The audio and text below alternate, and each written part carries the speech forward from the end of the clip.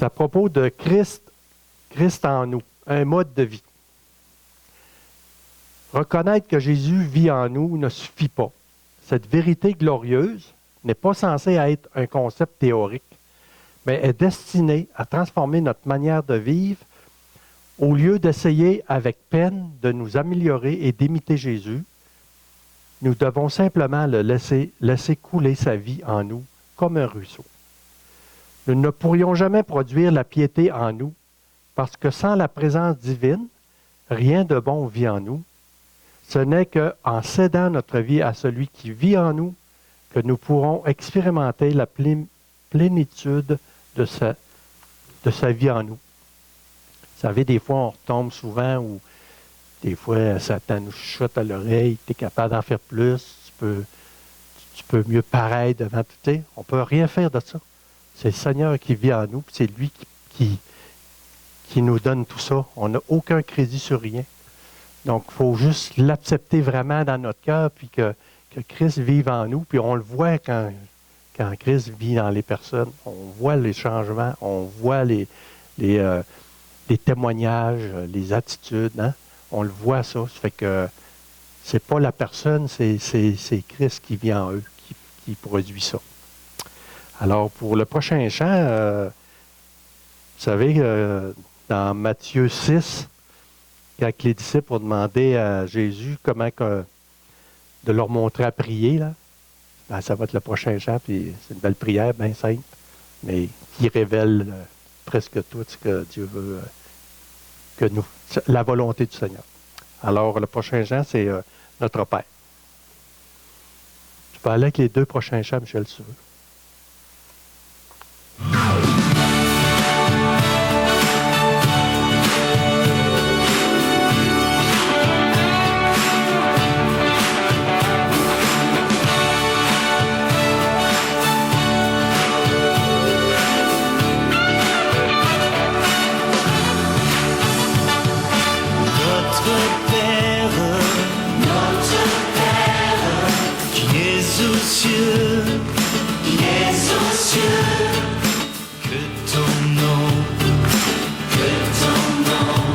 Sois sanctifié,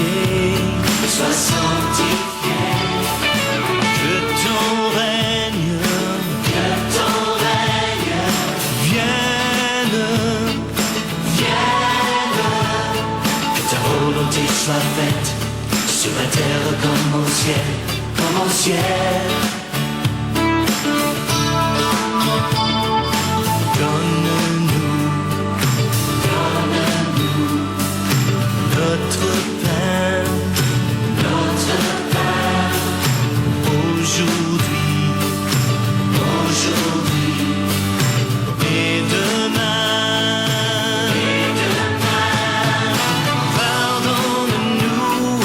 Pardonne-nous nos offenses.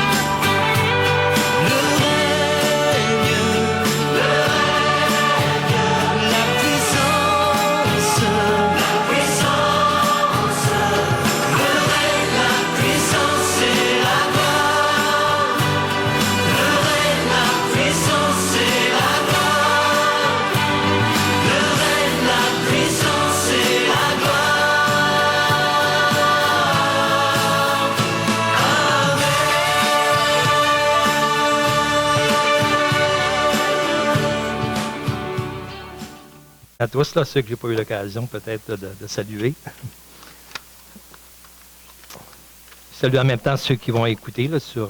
Que ça ne soit pas en direct ce matin, mais c'est quand même enregistré. Ça fait que quand on va sur le site de l'Église, ils sont mis quelques jours plus tard là, sur YouTube. On clique sur YouTube Église Baptiste Alma, et puis là, on voit tous les messages qui ont été apportés. Là. Et puis, je continue ce matin sur un enseignement. J'ai commencé sur les paraboles. Je suis rendu à mon 4e message sur les paraboles. Et en même temps, c'est ça, les autres sont enregistrés. Là, ça fait bien de le suivre là, parce que c'est tout un ensemble, les paraboles. C'est tout un tout. Hein, il y a un fil conducteur à travers tout cela. C'est vraiment le salut en Jésus-Christ seul. Là. Alors, et puis, alors là, ce matin, on est rendu à la parabole du trésor caché puis de la perle de grand prix. Et c'est vraiment quelque chose d'intéressant aussi. J'ai bénéficié d'un cadeau de M. Jules Mailloux, pasteur Jules Mailloux, là, qui est retraité maintenant, et puis il m'avait invité chez lui avant de déménager de Chicoutimi, puis il m'avait dit, Pierre-Paul, il dit, il aimait en tout cas les choses que je partageais dans l'enseignement, puis il dit, j'ai plein de livres là, que je ne sais plus quoi en faire. Là. Il dit, je viens, puis je choisis tout ce que tu veux dans mes livres. Et puis, ben c'est ça, le Seigneur a béni vraiment. Excusez, Gaston, il a dit quelque chose qui m'a tellement ému. En tout cas. Et puis, c'est ça, il m'a donné un livre d'études sur les paraboles. C'est vraiment, vraiment extraordinaire. J'apprécie tellement cela. Merci Seigneur de pourvoir pour ces outils-là. Et puis, ben là, c'est ça, j'ai eu à cœur d'en faire profiter l'Assemblée aussi par des messages sur les paraboles. Parce que ça touche beaucoup la culture qu'il y avait à cette époque-là, qu'on ne connaît pas toujours. Hein. En même temps, hier, j'ai quelque chose qui s'en vient aussi de vraiment extraordinaire. Là, hier, j'ai... par Steve Munger, un frère de l'église de Jonquière où j'allais. Lui, il a trouvé un document en anglais qui a traduit en français là, sur le mariage en Galilée à l'époque de Jésus. Et c'est tellement extraordinaire le lien qu'il y a avec l'Église, là, c'est incroyable, toutes les paroles du Seigneur. Alors ça, je l'apporterai dans les prochaines semaines. Là. C'est un PowerPoint, là, puis lui, il a cédulé les images principales. Mais on voit tout le déroulement d'un mariage, puis tout ce que Jésus a dit par rapport à l'Église, là, c'est tout à fait incroyable. C'est vraiment quelque chose d'extraordinaire. En tout cas, ça, je l'annoncerai quand je serai prêt à l'apporter. Alors, c'est ça. La parabole, on va aller dans Matthieu 13, les versets 34 à 36.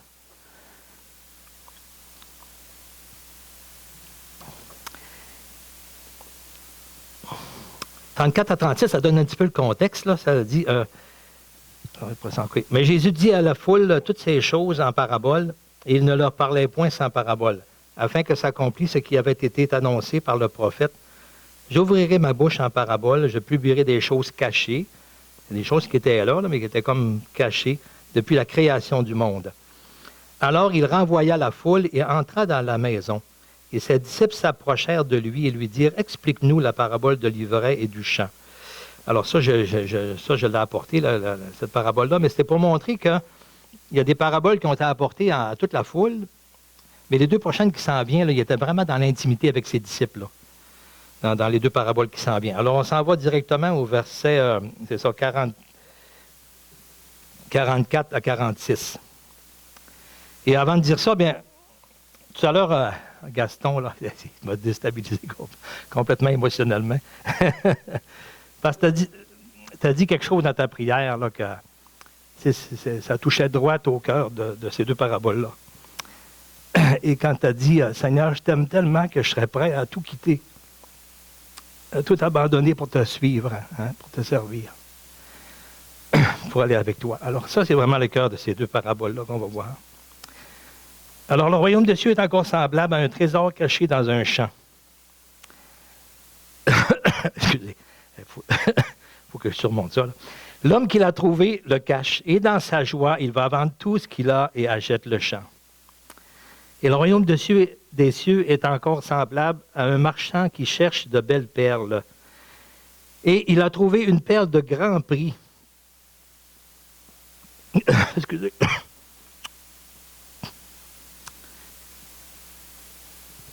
C'est ça. Et il est allé vendre tout ce qu'il a. Il l'a acheté. Renal, est-ce que tu voudrais prier, Renal, s'il vous plaît, avant le message?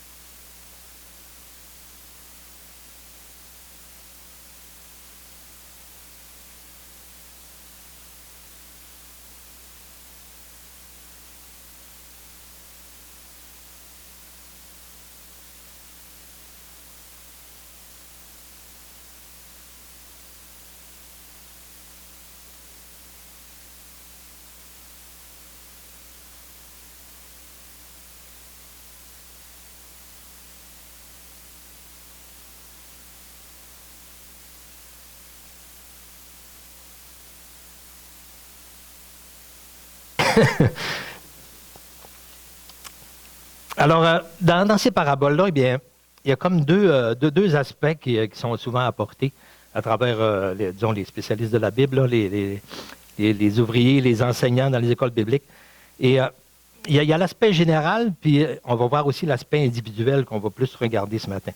Et parce que dans le premier bloc des 7 paraboles, il y a beaucoup l'aspect général du développement du royaume de Dieu entre les deux événements, à partir du moment où Jésus a commencé, où ça a été annoncé par Jean-Baptiste, aller jusqu'au retour du Seigneur. Et puis ici, bien, il y en a qui voient dans ces 2 paraboles-là, dans la première, le trésor caché, il y en a qui voient un peu comme Jésus qui a quitté toute sa gloire, c'est pour venir racheter Israël. Et puis, dans la parabole de la perle, eh bien, c'est Jésus aussi qui quitte toute sa gloire divine pour venir dans un simple serviteur pour acquérir son Église. Parce qu'on sait que dans la perle, vous savez comment c'est formé une perle, hein? C'est comme une irritation dans la chair, un grain de sable dans la chair de la perle, puis là, c'est ça, dans la chair de l'huître qui va développer cette perle. Et puis, Jésus, lui, son corps a été meurtri, blessé, brisé sur la croix pour nous. Et c'est autour de ce sacrifice que Jésus a accompli sur la croix, qu'on célèbre particulièrement à Pâques et dans la Sainte, là, que l'Église s'est formée autour de cela aussi, hein, qui est comme une perle. Alors, c'est Jésus qui est le centre. Alors, ça, c'est un petit peu comme l'aspect général. Il y en a qui le voient de cette façon-là aussi. Mais ce matin, bien, je vais aller surtout sur l'aspect individuel parce que ça arrive souvent, ça, que dans des passages bibliques, souvent, il y a un côté qui touche immédiatement, puis souvent, il y a un côté qui peut être prophétique aussi. Et puis, souvent, il y a un aspect qui, vous savez, ça nous dit que Jésus dit que les disciples vont être un peu comme le maître. Hein. Le maître aussi a abandonné, a quitté des choses pour venir, pour nous racheter. Mais le disciple aussi, là, il y a des choses à abandonner, hein, à quitter pour suivre Jésus. Alors, c'est ça. On va y aller ce matin, donc, dans l'aspect plus individuel là, que ça. J'ai vraiment apprécié cette façon-là de regarder ces 2 paraboles-là. Ces 2 paraboles qui sont semblables, sont différentes un peu, mais pas dans le sens qu'ils ne sont pas contraires l'une de l'autre, mais ils sont comme complémentaires l'une de l'autre, ces paraboles-là. C'est comme ça qu'il faut un peu les voir. Et on voit, par exemple, que dans celle du trésor caché, la personne le trouve un peu par hasard, le trésor, tandis que l'autre, il cherche des perles. C'est quelqu'un qui cherche des perles. OK? Alors, c'est pas tout à fait la même chose. Et c'est comme nous aussi, il y a des personnes qui cherchent, hein, qui cherchent des perles, qui cherchent la sagesse, la vérité. Puis, il y en a d'autres qui par hasard, qui vont trouver la vérité, qui vont trouver le Seigneur, qui vont trouver... Alors, et il y avait une coutume aussi, ça arrivait beaucoup dans les pays d'Orient, ça arrive peut-être encore même aussi. C'est des pays où il y a souvent des conflits, de la guerre, puis souvent ça arrive vite, puis les gens, des fois, ils doivent quitter rapidement. Alors, ceux qui s'étaient ramassés beaucoup de fortune, là, eh bien, pour être capable de ne pas tout perdre, là, s'il arrivait un conquérant, là, ou une guerre, bien, ils séparaient leur fortune en 3 parties. Il y avait une partie qui c'était les biens essentiels, la maison, les meubles, tout ça, la nourriture. Ça, c'est ceux qui perdaient tout ça en se sauvant. Mais aussi, ils mettaient une partie en bijoux, en choses précieuses, en pierres précieuses, qui pas dans une sacoche, un sac qui pouvait, en se sauvant, bien, ils pouvaient apporter au moins cette partie-là. Puis il y avait aussi une partie qu'ils pouvaient enfouir dans le sol, dans un champ. Là, il y avait seulement que le propriétaire qui savait où c'était. Alors, s'il devait partir, eh bien là, plusieurs années, ou s'il mourait quelque chose, bien, ça arrivait que quelqu'un, qui devenait soit propriétaire du champ ou qui traversait un champ par hasard, puis qu'il s'arrêtait puis il trouvait un trésor comme ça. Bien, c'est des choses qui arrivaient. Puis aujourd'hui, il y a même des personnes là, qui font des recherches. On voit des émissions à la télé où il y a des chercheurs de trésors qui s'informent à quelle place qu'il y a eu des gens riches comme ça, puis qui peut-être qui ont caché des choses. Alors, ça arrive. Hein, il y en a souvent qui cachaient ça dans des matelas. On entendait souvent ça dans nos parents, nos grands-parents. Mais ici, c'est ça, ça a été le cas. Fait que Jésus prend un exemple. Il prend toujours un exemple, Jésus, des choses que les gens vivent, là, que les gens connaissent. Et ça, ça arrive. Et puis, en tant que... pour plusieurs d'entre nous, c'est comme ça un peu que ça s'est passé. Pour moi, personnellement, là, on ne cherchait pas nécessairement... Oui, dans plusieurs personnes, on a une certaine recherche de vérité, mais il y en a que c'est pas le principal, disons. Et puis, il y en a d'autres qui vraiment, ils prennent vraiment du temps pour chercher. On voit ça dans des témoignages souvent que les gens rendent. Là. Il y en a qui ça fait longtemps qu'ils cherchaient, puis d'autres, moi, je ne cherchais pas. Et puis, comme notre frère Benoît Brulotte, dans son message qu'il a apporté, qui est sur YouTube, là, à un moment donné, il parlait que lui, quand il a connu le Seigneur, ben, il ne cherchait pas du tout. Puis là, il a été invité dans une église, puis c'est là qu'il a découvert ce trésor-là. Ça a été pareil pour moi, pour ma sœur Louise, que vous connaissez ici, qui est ma sœur, qui a connu le Seigneur avant moi. Puis, elle nous invitait, elle nous parlait du Seigneur, puis là, à un moment donné, elle nous invitait à venir à une réunion. Et puis, tu sais, on est réticents au début, hein? On est réticents, puis finalement, on a accepté, on est allé à la réunion. Et puis, parce qu'ici, souvent, il y en a qui comparent un peu le chant un peu à l'Église, hein, parce que l'Église, le chant et le trésor, c'est ça, ils sont ensemble, ne peuvent pas être séparés. Et c'est l'Église de Jésus-Christ qui est la colonne et l'appui de la vérité. Alors, c'est là que le trésor est révélé. Ce n'est pas le monde qui va révéler ce trésor-là, hein, en Jésus-Christ. Et puis, ma sœur nous avait invités à aller à sa rencontre. Et puis, la façon de procéder, c'était dans une maison. Mais il y avait l'habitude de faire, mettons, une prière, un chant, une prière, un chant. Il y avait à peu près 4 chants, 4 prières avant le message. Puis, dans une des dernières prières avant le message, c'est ça, le pasteur, il demande à ma sœur Louise de conduire l'assemblée en prière. Tu sais. Puis, quand ma sœur Louise a prié, elle était tellement en communion avec le Seigneur, c'était tellement touchant que c'est là que j'ai vu qu'elle avait un trésor que je n'avais pas. Là, j'ai vu ma pauvreté spirituelle. Puis j'ai vu sa richesse qu'elle avait. Et puis là, j'ai dit, Seigneur, moi, dans mon cœur, j'ai dit, Seigneur, je le veux, ce trésor-là, moi aussi. Alors, tu sais, je ne le cherchais pas, tu sais, vraiment, pas nécessairement. Mais tu sais, c'est comme ça, je suis arrivé, hein, j'étais vraiment dans le champ, dans le bon champ, dans le champ où le trésor est, c'est l'Église de Jésus-Christ. Hein, et c'est ça, et comme on a vu la parabole, tu sais, du grain de sénévé, la dernière fois que j'ai apporté, là, ce grain-là qui devient un arbre, et tous les oiseaux du ciel viennent se réfugier sous ses branches. Bien, ça, c'est l'Église, hein, ça partit avec Jésus, un petit début modeste, qui s'est développé comme un arbre. Et puis, que les oiseaux du ciel, c'est un petit peu tout le monde qui viennent les oiseaux viennent se réfugier, hein, sous l'abri dans l'arbre. Et je l'avais apporté un petit peu, là, tu sais, que souvent, beaucoup de personnes, tu sais, vont venir à l'Église, ils ont été invités, tout ça, ils ont des problèmes dans leur vie, puis ça leur fait du bien. Tu sais, ils reçoivent une protection, souvent ils reçoivent un soutien. Ils sont nourris, tu sais, leur âme est nourrie par la parole de Dieu, et même s'ils n'ont pas encore bien compris, tu sais, ça, ils reçoivent cette nourriture-là, ils entendent l'Évangile. Et puis, alors là, c'est sûr qu'il va y avoir une décision à prendre, ça, j'y reviendrai tout à l'heure. Mais c'est ça. Alors, c'est souvent, c'est pas qu'ils cherchaient, là, mais ils découvrent ce trésor-là.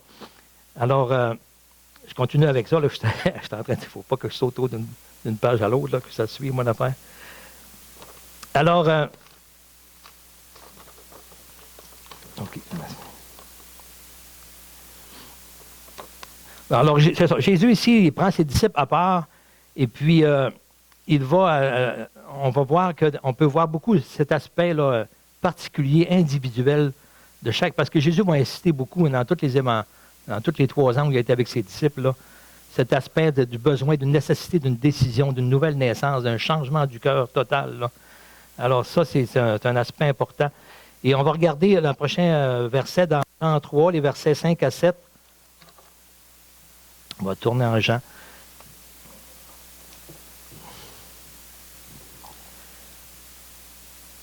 Il dit, 5 à 7, OK. Jésus répondit, en vérité, je te le dis, si un homme ne naît d'eau et d'esprit, il ne peut entrer dans le royaume de Dieu. Ce qui est né de la chair est chair, et ce qui est né de l'esprit est esprit.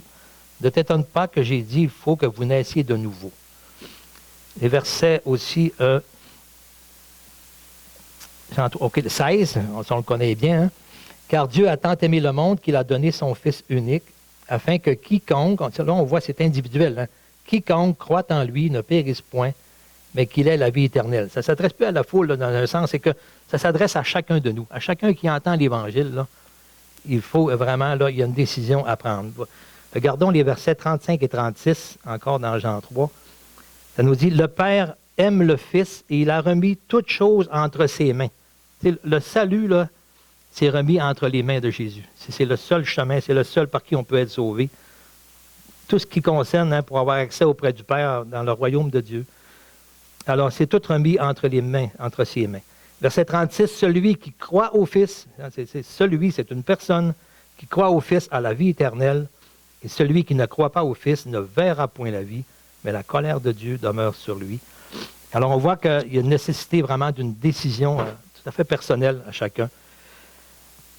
On va tourner dans Matthieu 16, les versets 13 à 18, un petit peu plus loin. Oups. Pas plus loin, c'est plus proche, j'étais rendu dans... Bon, Matthieu 16, 13 à 18. C'est ça, bon, OK. Alors Jésus, étant arrivé dans le territoire de Césarée de Philippe, demanda à ses disciples, « Qui dit-on que je suis, moi, le Fils de l'homme? » Ils répondirent, « Les uns disent, hein, ça c'est la foule un peu, les uns disent que tu es Jean-Baptiste, les autres Élie, les autres Jérémie ou l'un des prophètes. Et vous, leur dit-il, qui dites-vous que je suis? » Alors, tu sais, on voit que là, le Seigneur, il revient là à chacun. Là. Il veut que chacun s'exprime dans son choix. Toi, là, qu'est-ce que tu dis que je suis? Ça s'adresse à toute personne là, qui entend l'Évangile sur cette planète, hein, avant que le Seigneur revienne nous chercher. Avant que le Seigneur revienne, c'est-à-dire, c'est ça, et pour établir son règne sur terre. Alors, ça s'adresse à chacun, cette décision-là. Toi, qu'est-ce que tu dis de Jésus? Et verset 16, Simon-Pierre répondit, « Tu es le Christ, le Fils du Dieu vivant. » Et Jésus, reprenant la parole, lui dit, « Tu es heureux, Simon, fils de Jonas, car ce ne sont pas la chair et le sang qui t'ont révélé cela, mais c'est mon Père qui est dans les cieux. » C'est un miracle de Dieu, hein, la nouvelle naissance, la foi en Jésus. C'est un miracle de Dieu. Verset 18, « Et moi, je te le dis, que tu es Pierre, et que sur cette pierre, je bâtirai mon église, et que les portes du séjour des morts ne prévaudront point contre elle. » Alors, c'est à partir de cette déclaration-là, hein, de ce choix-là qu'on fait, qu'on devient une pierre dans l'Église de Jésus-Christ. Alors, c'est ça, c'est une décision. Il y a la nécessité vraiment de prendre une décision individuelle à chacun. Toi, qui dis-tu hein, que je suis? Et on voit cette déclaration de Pierre. Alors, c'est pas ce que la foule pense. Si je suis dans la foule, puis nous autres, on pense que c'est moi, qu'est-ce que je pense? Que chacun aura à répondre hein, face à Dieu, face à Jésus-Christ. Qu'est-ce qu'il a fait de Jésus? Alors, j'aimerais qu'on lise aussi dans Romains 10, les versets 8 et 11.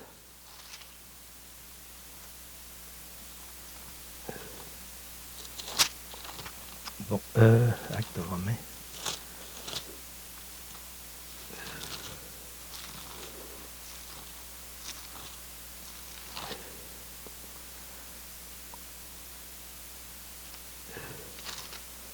OK, les versets 8, les versets 10 et 11. Non, c'est pas ça, c'est Romain. Je me suis trompé. C'est Romain 10, OK. Romain 10.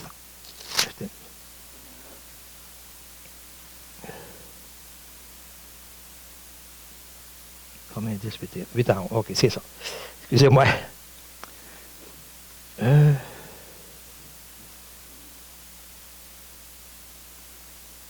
Non, je ne suis pas dans le bon passage. Ah, j'étais rendu dans Corinthiens. C'est pour ça que ça ne marchait pas. Parce qu'il y a un passage aussi dans Corinthiens. Là, j'ai passé tout droit. Romains 10. Arrêtez-moi de le lire là en direct, mais c'est parce que j'étais un petit peu trop de biais, là. trop à côté. Romains 10, le verset 8 et 11. Que dit-elle donc? La parole est près de toi, dans ta bouche et dans ton cœur. Ça, c'est un petit peu hein, comme tous les oiseaux qui viennent dans la branche, toutes les personnes qui viennent dans l'Église, hein, auprès des chrétiens qui leur parlent du Seigneur. Or, c'est la parole de la foi que nous prêchons. Si tu confesses de ta bouche le Seigneur Jésus, et si tu crois dans ton cœur que Dieu l'a ressuscité des morts, tu seras sauvé. Car c'est en croyant du cœur qu'on parvient à la justice, et c'est en confessant de la bouche qu'on parvient au salut, selon ce que dit l'Écriture. Quiconque croit en lui ne sera point confus. Quiconque croit en lui, autrement dit, s'il croit du cœur, il va être capable de le dire. Il ne sera pas gêné de le dire. Il va dire, moi, là, c'est en Jésus que j'ai cru. C'est en lui que je connais, c'est en lui que j'ai remis ma vie entre ses mains. Excusez-moi.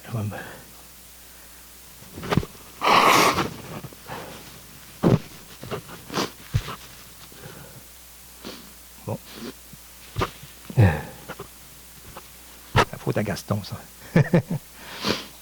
Bon, alors, c'est tellement important de passer cette décision-là est tellement importante, parce que dans la première parabole, la parabole du sommeur, on voit les 4 terrains. Hein, on voit dans cette parabole-là, parce que c'est la clé de toutes les paraboles. c'est qu'on voit que l'Évangile va être annoncé partout, là, mais qu'il n'y en a pas beaucoup vraiment, qui vont vraiment la recevoir. Il y en a que, dans le premier terrain qui la rejettent complètement. Le malin vient puis il part. Et il y en a d'autres que, oui, il va y avoir une confession souvent de la bouche, là, mais il n'y aura pas de fruit, il n'y aura pas de nouvelle naissance intérieure. Ils n'auront pas vraiment reçu la parole dans leur cœur. C'est une déclaration de la bouche, mais le cœur n'était pas là. Comme le Seigneur dit, ce peuple m'honore des lèvres, mais son cœur est éloigné de moi. Ça prend les deux, comme on vient de voir dans Romains. Il faut que je croie dans mon cœur, c'est pour ça que je le confesse de la bouche aussi.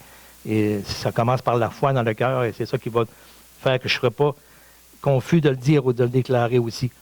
Alors, c'est important, ça, et puis on voit que c'est seulement dans la 4e partie qui tombe dans la bonne terre. C'est là que vraiment, ça veut dire que là, c'est une terre qui a été un cœur qui a vécu la nouvelle naissance, ou que le Père a touché la personne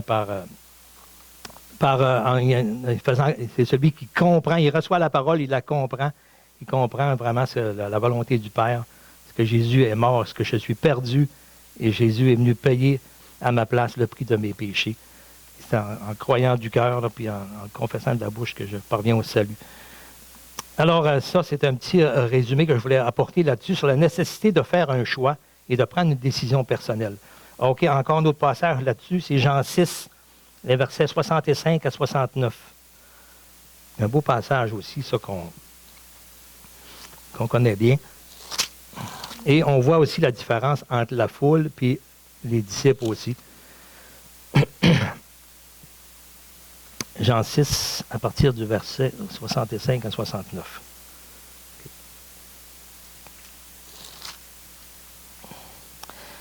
Alors, il ajouta, « C'est pourquoi je vous ai dit que nul ne peut venir à moi si cela ne lui a été donné par le Père. » Alors, ça, c'est quand même, point de départ, là, c'est le Père qui nous attire à Jésus.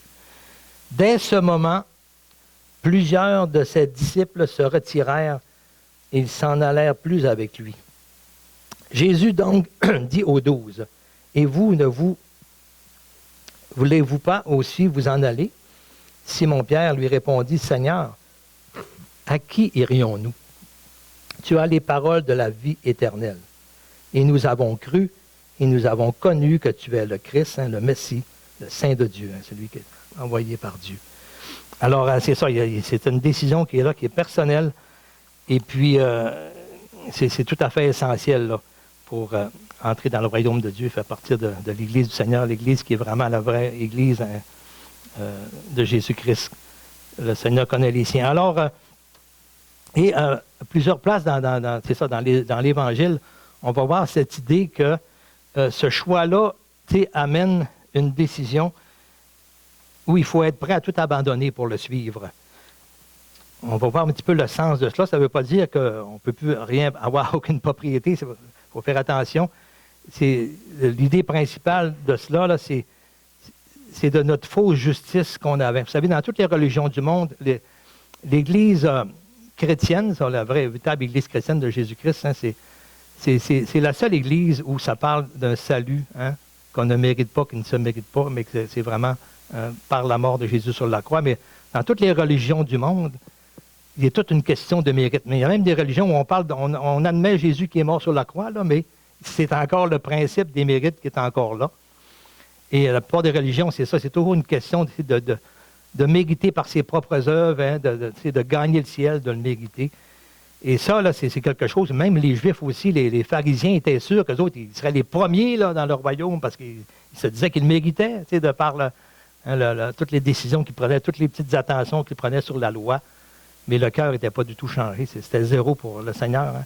Paul même a dit, tout ce que j'avais, je l'ai regardé comme de boue maintenant, là, parce que je ne connaissais pas le Seigneur. J'avais toutes ces choses-là, mais Paul aussi, c'était quelqu'un qui était zélé pour Dieu là, dans toute la loi. Il dit lui-même. Mais il dit maintenant, je l'ai regardé tout comme de la boue. Un peu comme notre frère partageait un peu dans sa prière, Seigneur, je t'aime tellement, je suis prêt à tout abandonner. Alors, Paul aussi a tout quitté cela. Alors, c'est ça. Et pour plusieurs personnes, ça a été dur aussi de faire ce choix-là, de suivre le Seigneur. Il y en a pour qui ça a été plus simple, là, mais il y en a là, qui ont été complètement rejetés de leur famille aussi, de leurs amis. J'ai connu des gens moi, qui ont perdu leur travail. J'ai connu des frères à Gérardville qui ont connu le Seigneur au début des années 60, là, ou à la fin des années 50. J'ai connu un monsieur Cousineau, là, qui est sûrement décédé aujourd'hui, mais Émery Cousineau qui s'appelait. Et puis, lui, il avait travaillé à Chibougamau, puis quand il avait confessé devant les personnes, les travailleurs, que lui, il avait mis sa foi maintenant en Jésus, là, ben, ils l'ont mis dehors du chantier, puis il est descendu de Chibougamau à Dolbeau à pied. Ouais. Parce que dans ce temps-là, les gens n'avaient pas de voiture, il y avait juste les jobbers, les entrepreneurs qui avaient des gros camions. Les employés voyageaient dans la boîte en arrière. Là.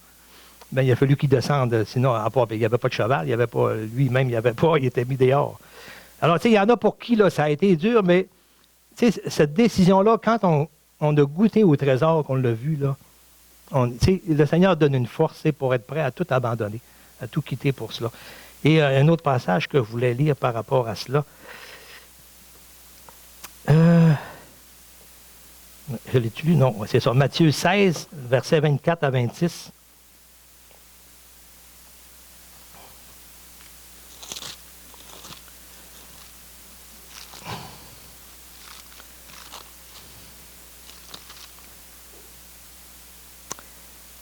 Jésus dit à ses disciples, « Si quelqu'un veut venir après moi, qu'il renonce à lui-même, qu'il se charge de sa croix et qu'il me suive. Car celui qui voudra sauver sa vie la perdra, mais celui qui la perdra à cause de moi la trouvera. Et que servirait-il à un homme de gagner tout le monde s'il perdait son âme? Ou que donnerait un homme en échange de son âme? » Tu sais, on peut pas... il n'y a rien qu'on peut faire, qu'on peut acheter. Notre âme, c'est vraiment par le salut en Jésus. Et aussi, on va regarder dans Matthieu 19, les versets 29 et 30. Coupe de page, Matthieu 19, les versets 29 et 30. Et quiconque aura quitté à cause de mon nom, ses frères ou ses sœurs, ou son père, ou sa mère, ou sa femme, ou ses enfants, ou ses terres, ou sa maison, recevra au centuple et héritera la vie éternelle. Plusieurs des premiers seront les derniers, et plusieurs des derniers seront les premiers. Hein? Les Juifs, les pharisiens pensaient qu'ils seraient les premiers, mais non, ils n'ont pas. Il y en a plusieurs qui étaient vus comme les derniers par rapport à leurs yeux, à eux, ben, ils ont été vraiment les premiers plutôt. Hein, comme on voit, il y a même des démoniaques, des prostituées qui sont tournés vers le Seigneur. Et les gens de mauvaise vie, Matthieu, qui étaient Zachée. Alors, on voit plusieurs personnes vraiment qui se sont tournées vers le Seigneur, qui étaient vus comme les derniers de tout. Mais ils ont tombé parce que dans leur cœur, ils ont reçu, ils ont cru ce que le Seigneur demandait. Et alors, c'est ça. Alors, c'est ça, c'est pas nécessairement que, c'est pas un encouragement à dire on quitte notre femme, notre mari, nos enfants, tout cela, là. Mais il y a des cas où ça arrive, des situations qui sont, par exemple, ceux qui sont dans des milieux islam, là, je pense, là, il y en a qui vraiment sont comme reniés, sont mis dehors par leur famille, ils sont même reniés, t'es plus ma fille, t'es plus mon enfant. Il y a beaucoup de témoignages que j'ai vus de cela aussi. Alors, et souvent, c'est ça, il y en a qui vont être comme rejetés à cause de cette décision-là. Mais ce ne sera pas nécessairement le cas pour tout le monde, mais ça va arriver souvent. Et parfois aussi, on a des choses dans notre vie, là, qu'on a entrepris un rythme de vie qui ne va pas avec suivre Jésus. Et c'est ça, des fois, il faut être prêt. Tu sais, quand on connaît vraiment, on découvre ce trésor-là qu'est le Seigneur, là, c'est ce salut-là, là, on est prêt à... Tu sais, il n'y a plus rien d'autre qui passe avant qui est aussi important. Et là, on est prêt. Ça ne veut pas dire que le Seigneur va dire tout ça, là, mais le Seigneur disait que il est difficile, par contre, pour ceux qui ont beaucoup de possessions, qui en sont beaucoup attachés. Souvent, c'est plus difficile de renoncer. Là. Alors, plus il y a des choses qui nous sont chères dans le monde, et comme les Juifs, les pharisiens, là, leur justice était tellement chère à eux là, qu'ils n'étaient pas capables de lâcher ça. Là. Tandis que ceux qui n'avaient rien, souvent, là, ça a été plus facile pour eux. Là, alors, mais on voit aussi les disciples qui ont été appelés à lâcher leur filet, la pêche et tout cela, puis aller suivre le Seigneur. Ça, c'est comme ouvrier aussi. Souvent, il y a des décisions où que le Seigneur a mis dans le cœur de personnes d'être des ouvriers pour lui qui doivent partir aussi, quitter peut-être des propriétés, des terres, tout cela, des familles, pour aller au loin.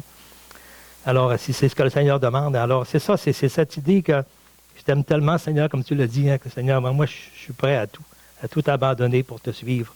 Alors, c'est un petit peu le sens de ces deux paraboles-là aussi. Alors, Il y a, je l'ai mentionné, ceux qui trouvent comme un trésor par hasard dans un champ. Et ça, c'est beaucoup les non-juifs aussi, là, parce que on voit comme la Samaritaine, c'est pas qu'elle cherchait, mais elle est arrivée là comme par hasard un peu au puits de Jacob, mais c'est tout orchestré par Dieu. Hein? Et le Père qui prépare tout ça aussi pour attirer à Jésus. Mais c'est ça.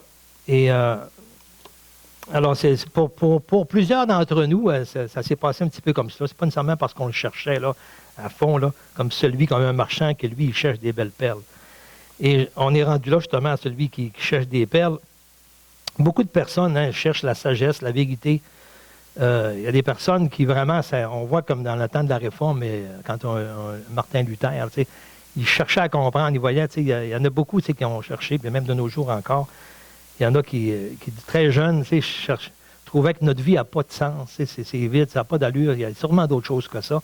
Et il y en a que vraiment, là, c'est quelque chose qu'ils cherchent là, de tout leur cœur, ils veulent trouver, mais malheureusement, souvent, c'est que plusieurs vont chercher dans toutes sortes de choses, là, qui vont se faire avoir dans toutes sortes de choses. Mais si vraiment c'est le Père seul qui peut faire ce miracle, d'attirer vraiment à la bonne place pour connaître le Seigneur. Alors, on a besoin de... C'est ça, Dieu a confié comme à l'Église aussi, par l'œuvre du Saint-Esprit, cette tâche de faire connaître la vérité, de faire connaître ce trésor et cette belle perle-là. Alors, les Juifs, on voit qu'ils cherchaient la sagesse souvent. Et comme ça dit dans Proverbe 8, les versets 10 à 12, bon, je vais le lire directement là.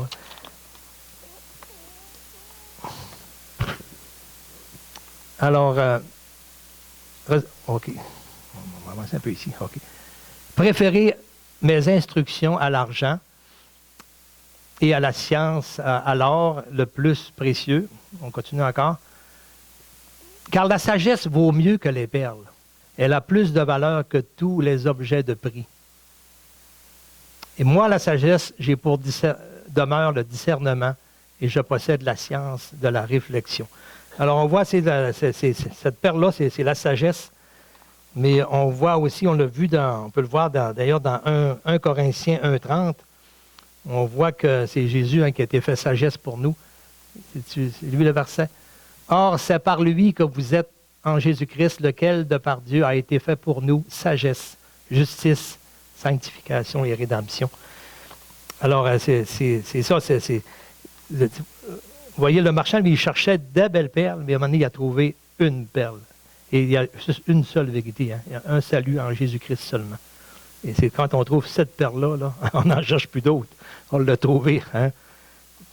On revient toujours à la prière de notre frère. Seigneur, je t'aime tellement. Ouais. Quand on l'a trouvé, là, on est prêt à tout abandonner pour lui. C'est ça qui compte. C'est cette perle-là de grand prix. Alors, c'est ça. Les Juifs, ils n'étaient pas prêts vraiment à recevoir ça. On va voir dans Romains 9, les versets 30 à 33. On peut le lire là, ça va être bien plus simple pour moi. Alors, est-ce que c'est Romains 9, ça? Oui? OK. Alors, que dirons-nous donc? Les païens qui ne cherchaient pas la justice ont obtenu la justice. Et la justice qui vient de la foi. Tandis qu'Israël, qui cherchait une loi de justice, pour eux c'était ça leur perle, n'est pas parvenu à cette loi. Parce qu'ils cherchaient dans la loi au lieu que dans la foi. Pourquoi? Parce qu'Israël l'a cherché non par la foi, mais comme provenant des œuvres. Ils se sont heurtés contre la pierre d'achoppement. Selon ce qu'il est écrit, voici, je mets en Sion une pierre d'achoppement et un rocher de scandale, et celui qui croit en lui ne sera point confus. Alors on voit, hein, les non-juifs ne cherchaient pas ça, le royaume de Dieu, eux, là. Alors ils l'ont trouvé un peu comme par hasard dans le champ.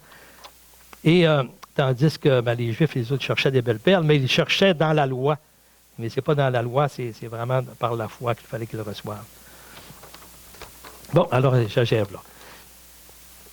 Alors, ici, en terminant aussi, pour bien comprendre le sens de l'acheter, celui qui il se débarrasse de tout ce qu'il a, le vendre ici, c'est de se débarrasser. Il n'y a rien de plus important que ce trésor-là. Je suis prêt à tout quitter, à tout abandonner pour suivre Jésus. Mais ici, le sens du mot « acheter », pour ça, il faut lire absolument, il y a 4 passages qu'il faut lire, on va terminer avec ces passages-là. Dans Ésaïe 55, les versets 1 à 7, moi je vais le prendre dans ma Bible parce que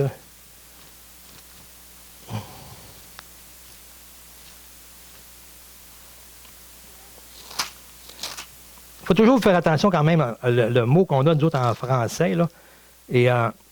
Et parfois, c'est ça, c'est des images. Tu sais, le Seigneur, c'est comme une parabole, c'est comme c'est quelque chose qui est mis en parallèle le long de, tu sais, une vérité connue. Alors, il y a le côté matériel qu'on voit, là, dans notre monde physique. Il y a le côté spirituel. Alors, il faut faire le discernement des deux, là. Alors, vous tous qui avez soif, venez aux eaux, même celui qui n'a pas d'argent. Alors, on voit que ce n'est pas avec de l'argent que ça va s'acheter. Hein? Venez acheter et manger. Venez acheter du vin et du lait sans argent, sans rien payer. Pourquoi pesez-vous de l'argent pour ce qui ne nourrit pas? Pourquoi travaillez-vous pour ce qui ne rassasie pas? Écoutez-moi donc, et vous mangerez ce qui est bon, et votre âme se délectera de mes succulents. Prêtez l'oreille et venez à moi. Écoutez, et votre âme vivra. Je traiterai avec vous une alliance éternelle pour rendre durable mes faveurs envers David. Voici, je l'ai établi comme témoin auprès des peuples. Ici, c'est la descendance de David, hein, qui est le roi, qui est Jésus, qui est le successeur, comme chef et dominateur des peuples. Voici, tu appelleras des nations que tu ne connais pas, et les nations qui ne te connaissaient pas accourront vers toi à cause de l'Éternel ton Dieu, du Saint d'Israël qui te glorifie. Cherchez l'Éternel pendant qu'il se trouve, invoquez-le tandis qu'il est prêt, que le méchant abandonne sa voie et l'homme d'iniquité ses pensées, qu'il retourne à l'Éternel qui aura pitié de lui, à notre Dieu qui ne se lasse pas de pardonner. Alors ici, ce qu'on a acheté, là, c'est dans le sens d'acquérir. Hein? Et comment on l'acquiert, c'est ça, en écoutant Dieu, en prêtant l'oreille. On voit aussi en cherchant l'Éternel, hein, l'invoquer, l'invoquer pour « Seigneur, sauve-moi ». Ça parle qu'il ne se lasse pas de pardonner, de retourner à lui. C'est toute la repentance est dans ce passage-là aussi. En tout l'aspect de croire, de le chercher, de se repentir, de se tourner vraiment vers lui, bien, c'est ça qu'il faut faire. C'est comme ça qu'on l'acquiert. C'est comme ça qu'on va acquérir cette richesse-là, ce trésor-là. Maintenant, on va aller dans l'autre passage. Matthieu 25, les versets 9 et 10. On voit, c'est dans le contexte des vierges folles là, pour acheter de l'huile. C'est la même chose encore. Ce n'est pas une question d'argent. Alors, les sages répondirent, les vierges sages, ouais, non, il n'y en aurait pas assez pour nous et pour vous. Allez plutôt chez ceux qui en vendent et achetez-en pour vous. Alors, ça va être difficile parce que c'est l'Église qui est la colonne et l'appui de la vérité. C'est l'Église qui fait connaître qui fait connaître Jésus, qui fait connaître sa parole. Alors, pour l'acquérir, bien là, l'Église ne sera même plus là. Ça sera enlevé. Ça va être assez difficile, là. Mais c'est ça, c'est dans le sens de l'acquérir, et c'est le Seigneur lui-même, c'est Jésus. Alors, ce sera quand même possible, hein, pour ceux qui seront là pendant la période des 7 années de tribulation. Hein, mais il va falloir qu'ils mettent leur foi en Jésus, mais ça va coûter très cher, là, cette décision-là, pour ces personnes-là. Il y a aussi dans Apocalypse 3, le verset 17 à 19, on voit encore le sens de ce mot « acheter » là.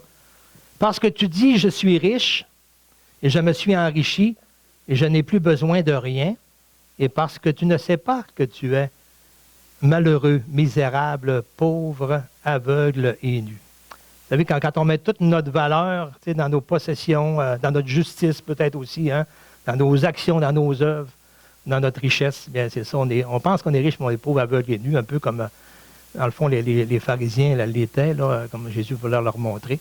Mais je te conseille d'acheter de moi.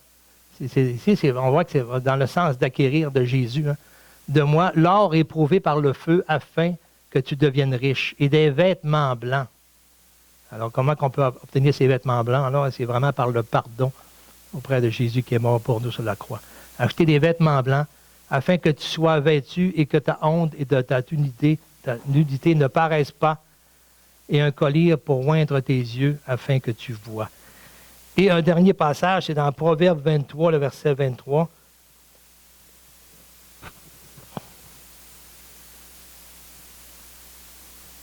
Acquiert la vérité et ne la vends pas. La sagesse, l'instruction et l'intelligence. Alors, c'est ça, c'est dans le sens d'acquérir. Hein? Alors, c'est ça. On se débarrasse de tout ce qu'on avait avant, nos concepts, nos raisonnements, nos pensées, nos projets. Et maintenant, Seigneur, moi, c'est ça. C'est ça que je veux. Je veux ce trésor-là. Je veux cette perle-là. Et je l'ai trouvé, cette perle de grand prix, qui est le Seigneur, et ce trésor extraordinaire.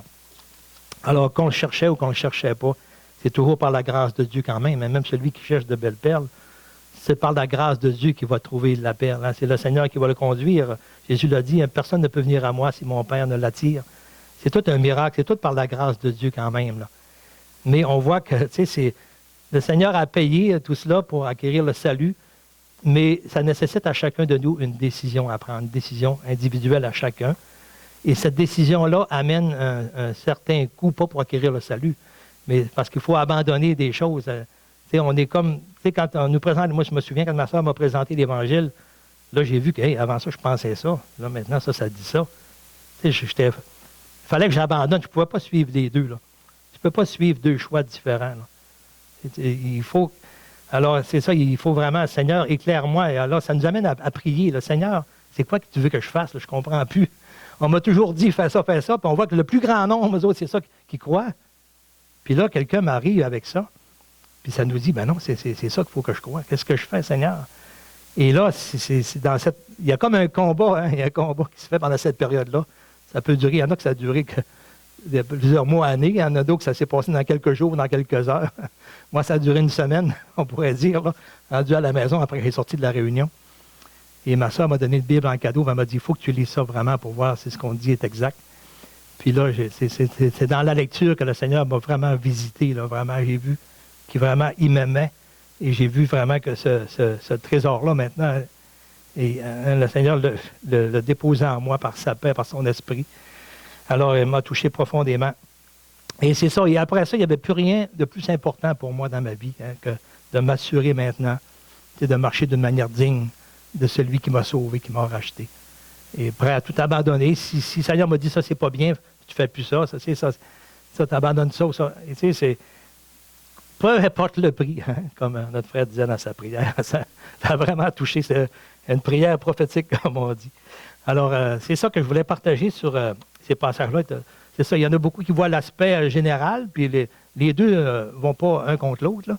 Puis il y a l'aspect aussi individuel qu'on retrouve souvent dans les évangiles et même dans les paraboles, dans les enseignements. Il y a souvent un enseignement qui touche l'ensemble, mais en même temps, on est tous amenés à prendre une décision personnelle. Le Seigneur veut une relation individuelle avec chacun de nous. Ce n'est pas une relation de foule qu'il veut, c'est une relation individuelle. Alors, tous ceux qui viennent dans l'Église de Jésus-Christ, c'est ça, à un moment donné, qui entendent l'Évangile, qui découvrent ce trésor-là, eh bien, il faut qu'ils se l'acquièrent. Il faut qu'ils se l'acquièrent. Et c'est vraiment une décision. Puis le Seigneur, par sa grâce et sa puissance, l'Évangile est une puissance pour le salut de quiconque croit. C'est un miracle de Dieu, comme la confession de Pierre. Jésus dit, c'est pas la chair et le sang qui t'a révélé ça, c'est le Père qui te l'a révélé. Alors, c'est ce que vous souhaite à chacun, si cette décision-là n'a pas été prise dans votre cœur, eh bien, assurez-vous vraiment de tout abandonner au Seigneur, de tout lui abandonner. Alors, on termine par la prière. Seigneur, on te remercie pour ta parole, qui est si riche, Seigneur. Tu nous apprends tellement de choses, Seigneur, et tu pourvois, Seigneur, à notre âme, Seigneur, à nous nourrir spirituellement, à nous donner vraiment la bonne nourriture. Et merci pour ton salut si grand, Seigneur. Et merci, Seigneur, pour ton Église locale aussi. Merci. Merci, Seigneur, pour de nous donner, Seigneur, d'être un témoin pour toi aussi, d'être une lumière aussi, Seigneur, de ne pas cacher, garder ce trésor pour nous seuls, Seigneur, mais de l'annoncer aussi, d'en faire part, Seigneur. Ouvre des cœurs autour de nous. On aimerait tellement avoir cette joie de voir des personnes qui te découvrent comme on t'a découvert, Seigneur. C'est tellement merveilleux de te connaître. Alors, Seigneur, puisses-tu continuer cette belle œuvre autour de nous, Seigneur, mettre des gens sur notre chemin, nous mettre sur leur route et permet vraiment qu'on puisse ouvrir notre cœur, ouvrir notre bouche pour toi aussi, Seigneur. Merci pour ce bon temps qu'on a eu ensemble ce matin dans ta parole et glorifie-toi dans nos vies. Au nom de Jésus. Amen.